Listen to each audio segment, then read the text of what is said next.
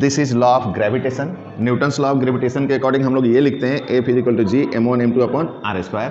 तो ये हमारा बेसिक कंसेप्ट है, न्यूटन्स का यूनिवर्सल लॉ है। इसमें जी को हम लोग ग्रेविटेशनल कांस्टेंट जी कहते हैं। अब हम लोग अगर चाहें तो इस जी की वैल्यू, जी का डेफिनेशन, जी का डायमेंशन इजिली निकाल सकते हैं। तो how to find out the unit dimension and value of g.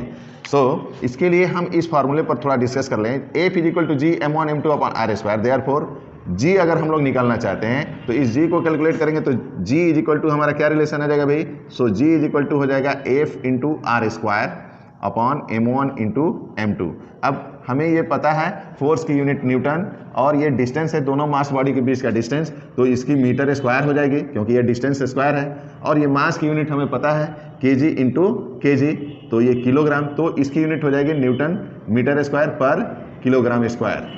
तो ये कैपिटल जी की यूनिट है। हम इस रिलेशन से कैपिटल जी का डायमेंशन भी फाइंड आउट कर सकते हैं। अगर हमें डायमेंशन निकालना है तो कैपिटल जी का डायमेंशन निकालने के लिए हमें सबसे पहले क्या जानना होगा, फोर्स का डायमेंशन जानना होगा। फोर्स का डायमेंशन क्या हो जाता है, MLT इनवर्स 2, MLT इनवर्स 2। और ये आपका ये डिस्टेंस है, तो डिस्टेंस के लिए हम लोग ले लेते हैं L स्क्वायर। अब नीचे आपका हो गया मास के लिए, ये आपका m1 m2 मास है, सो m इंटू एम।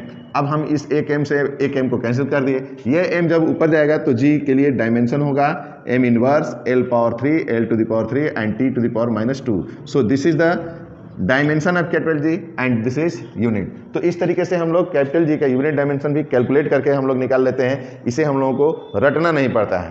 तो अब इसके बाद हम लोग डिस्कस करने जा रहे हैं relation between G and G. G, capital G और स्मॉल जी में क्या रिलेशन है। बिटवीन जी एंड जी को जानने के लिए हमें सबसे पहले जानना पड़ेगा कि what is small g. Small g को एक्सेलरेशन ड्यू टू ग्रेविटी कहते हैं।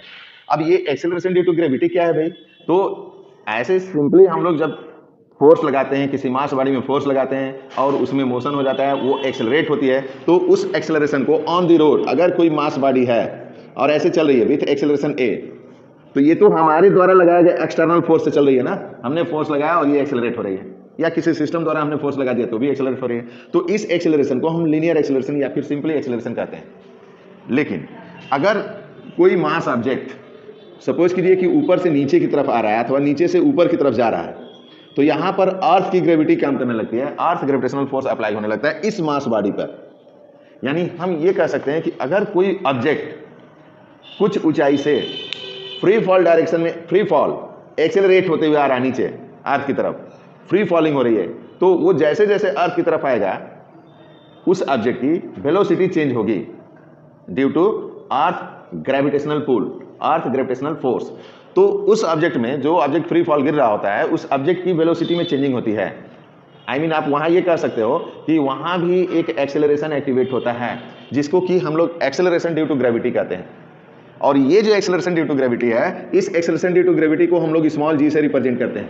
अब ये यहाँ पर एक प्रॉब्लम आती है, एक ग्रेविटेशन जब हम लोग पढ़ते हैं तो एक कैपिटल जी होता है और एक स्मॉल जी होता है। तो ये कैपिटल जी जो है ये यूनिवर्सल कांस्टेंट है, पूरे ब्रह्मांड में इसकी वैल्यू जो होती है 6.6734 इंटू 10⁻11 न्यूटन मीटर स्क्वायर पर किलोग्राम स्क्वायर। इस कैपिटल जी की वैल्यू कहीं भी चेंज नहीं होती है। बट ये जो स्मॉल जी है, इस स्मॉल जी की value place to place change होती है, अर्थ सरफेस पर भी। जैसे अर्थ के पोल पर इस जी की वैल्यू ज्यादा होती है, इक्वेटर पर कम होती है।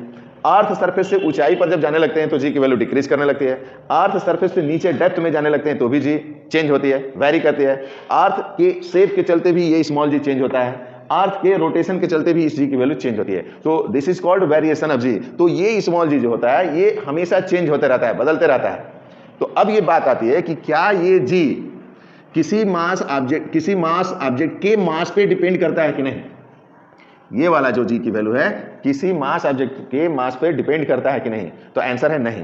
ये स्मॉल जी की जो वैल्यू है, ये स्मॉल जी अर्थ सरफेस पे अगर कोई छोटा मास बॉडी रखी गई है तो उसके मास पर डिपेंड नहीं करता है। कैसे, इसको हम लोग जरा समझते हैं। देखिए, अगर मान लीजिए कि कोई ऑब्जेक्ट है, जैसे एक्सेलरेशन ड्यू टू ग्रेविटी के लिए हमने क्या डिस्कस किया कि the acceleration activate of any free fall body, the acceleration activate in any free fall object due to earth gravitational force is called acceleration due to gravity.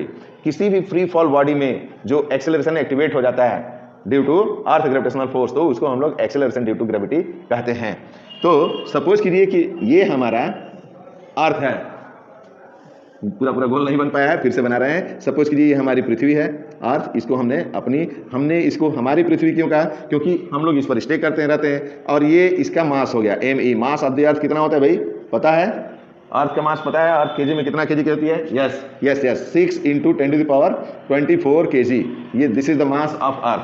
और अर्थ की ये radius हमने सपोज कर लिया RE, radius of the earth. तो अर्थ की radius है कितना, 6.4 × 10⁻⁶ मीटर, अदरवाइज इसको किलोमीटर में लिखेंगे तो 6400 किलोमीटर होती है, ये रेडियस है। अब अगर मान लीजिए कि हम अर्थ सरफेस पर एक स्मॉल m मास का कोई ऑब्जेक्ट रखते हैं, ये स्मॉल m मास का कोई ऑब्जेक्ट है, तो सबसे पहले इस पर न्यूटन ग्रेविटेशनल लॉ अप्लाई करते हैं। तो न्यूटन्स ग्रेविटेशनल लॉ क्या है भाई, तो F = अभी मैंने लिखा है G m1 m2/r²।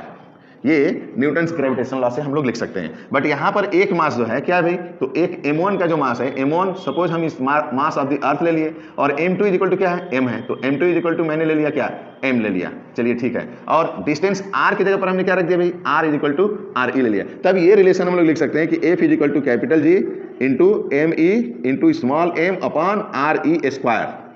अब लेकिन अर्थ, इस मास बॉडी और अर्थ के बीच जो फोर्स अप्लाई होता है वो फोर्स ऑफ ग्रेविटी होता है। इसके बीच फोर्स कितना अप्लाई हो रहा है, ये बस सोचना है। तो इसके बीच फोर्स लग रहा है F = mg, ये मास है, नीचे की तरफ फोर्स लग रहा है, तो हमारा इसके बीच लगने वाला फोर्स F = mg हो गया। तो mg = हो जाएगा कितना भाई, GME × स्मॉल m जो यहाँ रखे हैं अपॉन RE²। तो इस m से ये कैंसिल हो गया, तो कैंसिल हो गया, तो हमारा G के लिए रिलेशन मिला, G = GME/RE²। दिस रिलेशन, ये रिलेशन क्या शो करता है भाई, ये रिलेशन क्या एक्सप्लेन करता है कि ये जो मास कैंसिल हो गया, हमने कैलकुलेट किया, इसका मतलब कि इस G की जो वैल्यू है, स्मॉल g की जो वैल्यू है, वो अर्थ सरफेस पर रखे गए किसी मास ऑब्जेक्ट के मास पर डिपेंड नहीं करता है। तो सो this is the relation between G and G। Thank you very much.